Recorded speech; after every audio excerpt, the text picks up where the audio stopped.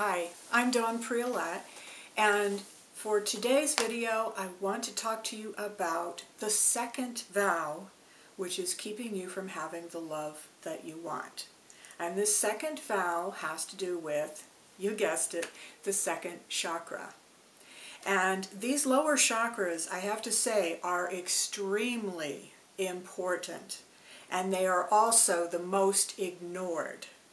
And I'm sure when I tell you what the vows are about this chakra, you're going to realize just how important it is that we do pay attention to this particular chakra, as well as the first and the third and the fourth. Most people just go straight up to the sixth and seventh chakra, which is where we have the visualization and, saying mantras, or writing our goal statements and all of that. And while that is, it's true, it's very important. The thing you have to realize is that everything that you see with your sixth chakra is colored by all of the vows and the beliefs that you carry in your lower chakras. So the ability for you to even see things as a possibility, if you've got a block down in one of your lower chakras, there are a lot of possibilities that you won't be able to see up in your upper chakras. They just won't be there because you can't see them. So, getting back to second chakra, the vow of the second chakra, one of them is the vow to get even.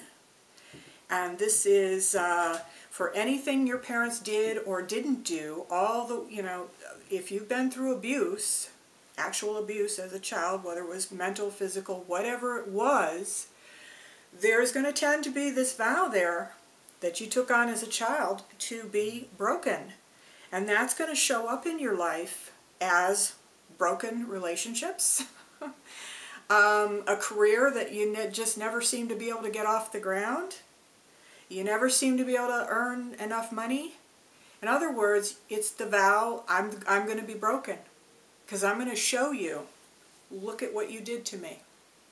So that's a second chakra vow. Very, very damaging to every single aspect of your life. Now, the other way that another second chakra vow is the vow to never be vulnerable, or the vow to never have any needs, to never show that you have any feelings, never have any wants or desires. And very destructive thing in relationships, because you definitely would never in a relationship be able to say to somebody, I really would like you to do this, or I really need you to do this. You can't do it. You just simply can't do it. Because you decided at some point, probably under the age of 7, that it wasn't really safe for you to have any wants or any needs, because you learned way back then that they were not going to be fulfilled anyway. And you might get punished, you might get yelled at, you might just get totally rejected or even beaten in some cases for having a need or for asking for something that you wanted. Or another common way that children ask for what they need is by crying. And how many of you have had parents that said, you better stop that crying or I'm going to give you something to cry about, right? So there's a very clear message there that it's not okay for you to have your feelings, and you had better shut them down. And so we do this at a very early age, and it stays with us throughout our life. And so I want to do some tapping with you today that will help to loosen up this vow, because the healing around the second chakra is the ability to start setting boundaries and to start asking for what it is that you need. And just imagine how different your relationships would be if you could actually do that. If you actually felt comfortable saying, no, I really would prefer that you don't do that. And standing up for yourself and really telling people how you feel. What a gift that would be to the world. And just think how much better people would treat you if you could actually do that. So, what I'd like you to do is kind of just close your eyes for a moment. And I want you to think back to a time, probably before the age of 7, when you were a child, and just see yourself there. And try to, remember, let your subconscious mind show you a time. It might have been one situation, or maybe it have been a combination of situations where you decided that, it's really not safe to have my feelings. I'm going to have to shut them down.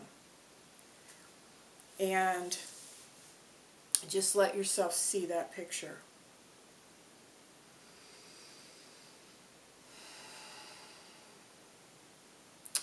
And whenever you're ready, you can just open your eyes, and we're going to do some tapping for that little child that needs to express that. So you can just start tapping through any of the points. I'm going to start at the top of the head. There I am. And I learned very, very early, my needs aren't going to get met. Mom and Dad are too busy with their own needs. They don't want to know anything about mine. It's not safe to have needs in this house. And nobody gives a damn anyway. You better stop crying, or I'm going to give you something to cry about. Be a big boy and stop crying. Be a man. Stop being a crybaby. Act like a big girl. Why can't you just be quiet like your sister? I learned real early. They're not going to listen to my needs. They don't even want to know. They're too busy, too unavailable, too utterly screwed up themselves. They can't hear my needs. So I learned way back then, I got to shut this down. It's not safe for me to have a need. And I'd better not ask for anything that I want, because I might get slapped in the face for it.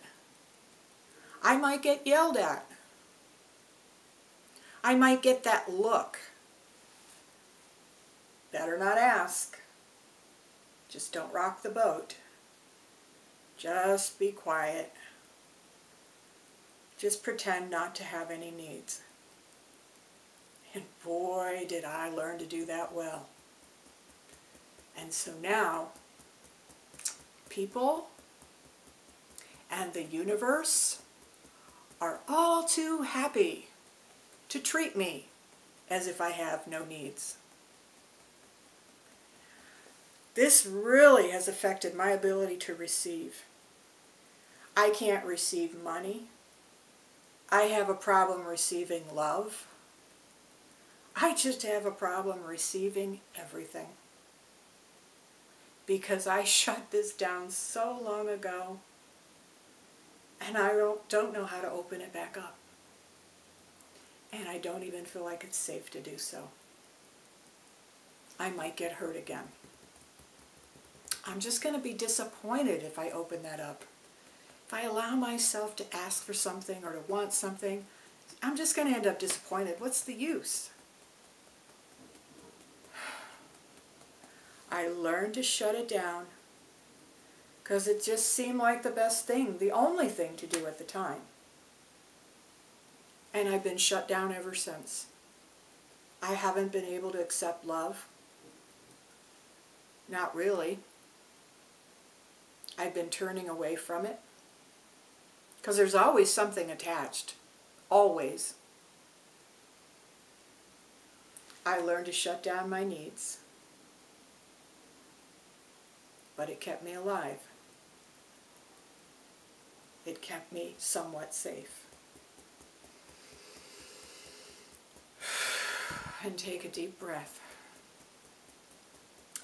Now I realize that I'm saying some words that are pretty intense. And some of them may or may not fit in your particular situation. But I want to use words that, even if they are a little bit over the top for you, and maybe your situation wasn't quite that abusive, it's really okay. In fact, EFT actually works better if you exaggerate things quite a bit. So don't worry about it. If it doesn't actually apply to you, it's not going to hurt you. EFT can't put something into your energy system that isn't already there. It's just a clearing technique. So I want you to just close your eyes again real quick and look back in that picture again of you as that little child. And just notice if things have lightened up.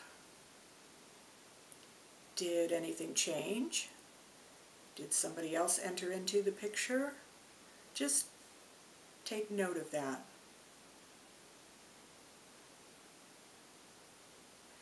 And we're going to do one more round of tapping because we want to acknowledge and see if we can move forward a little bit.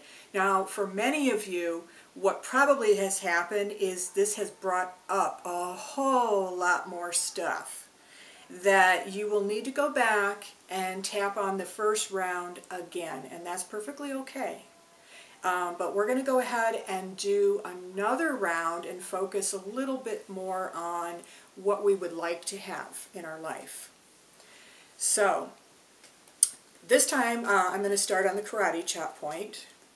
Even though I learned very young to shut down my feelings, and boy did I learn it well. I've done it so well that the universe and everybody else has been so happy to say, okay, that's fine, we'll go give it to somebody else then. We'll go give the money, the love, the adoration, all that other stuff to somebody else. Yep, I decided real young that I didn't need anything. And I thought that that would keep me safe. And it pretty much has. But it's also kept me very lonely. And it's also made me very resentful. And I love and accept myself, even though I made this decision very, very young, that it wasn't safe to be vulnerable.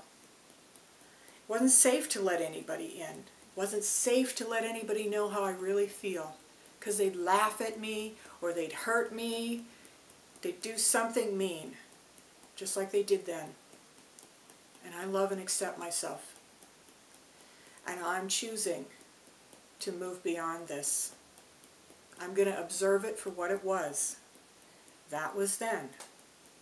Even though I made this decision a long time ago to shut everything down, all of my feelings, my heart, my wants, my desires, and I've had to pretend for all these years that I didn't want anything, that I didn't need anything, that I didn't want to be adored, that I didn't want to be loved.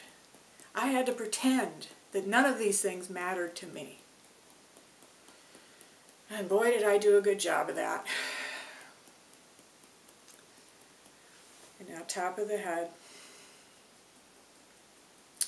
I did such a good job at pretending that nothing mattered.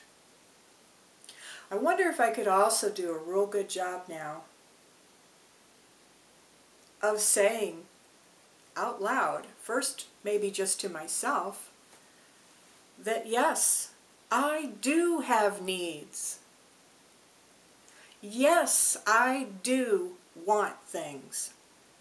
Yes, I do want money. Yes, I do want love. Yes, I do want to be adored. Yes, I do.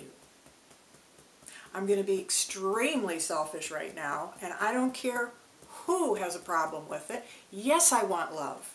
Yes, I deserve love. Yes, I have feelings, and yes, I do cry sometimes. And you know what? Nobody is going to tell me not to cry now. Yes, it's okay for me to cry when I feel sad. Yes, it's okay for me to act like a baby if that's what I'm feeling like.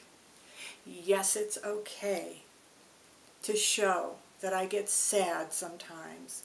Yes, it's okay for me to want love. It's okay for me to have love. It's okay for me to allow myself to be adored. It's okay for me to allow myself to be cherished. It's perfectly okay and perfectly safe because I know how to set boundaries. I know how to choose for me. I know how to put myself first. I allow myself to be number one in my life. And I also, at the same time, allow other people to put themselves first in their life. And I don't make them wrong for that. I know that saying yes to me is the right thing to do. And sometimes when I need to say no to someone else, it's just the same thing as me saying yes to me. And how great that feels. I can say yes to love. I can say yes to all of my feelings, no matter how yucky they might be. I can say yes to love. I can say yes to money. I can say yes to prosperity. I can say yes to luxury. I can say yes to feeling cherished and adored.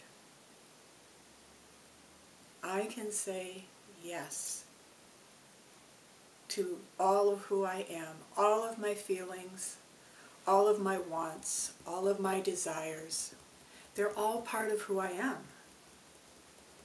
And that's wonderful. How wonderful that I'm allowed to have that now.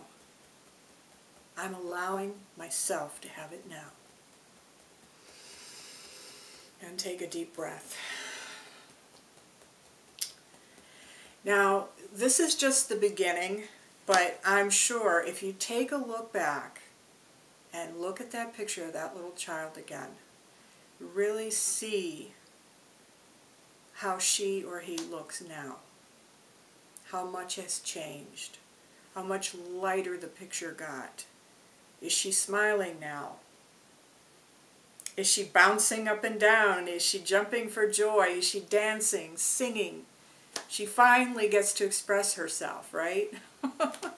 So I'm sure now that you can see how important this was and why it is so important not to ignore the lower chakras. Because this is where all the juice is. You know, this is where it all starts. And it's so important for you to do this work in order that you can be the kind of person that you need to show up as in a relationship, in order to have the kind of relationship that is nothing like what mom and dad had, because that's not what you want. You want to evolve way beyond what mom and dad had, way beyond anything they could have ever dreamed of. And so, again, my name is Dawn Priolet, and I will see you in the next video.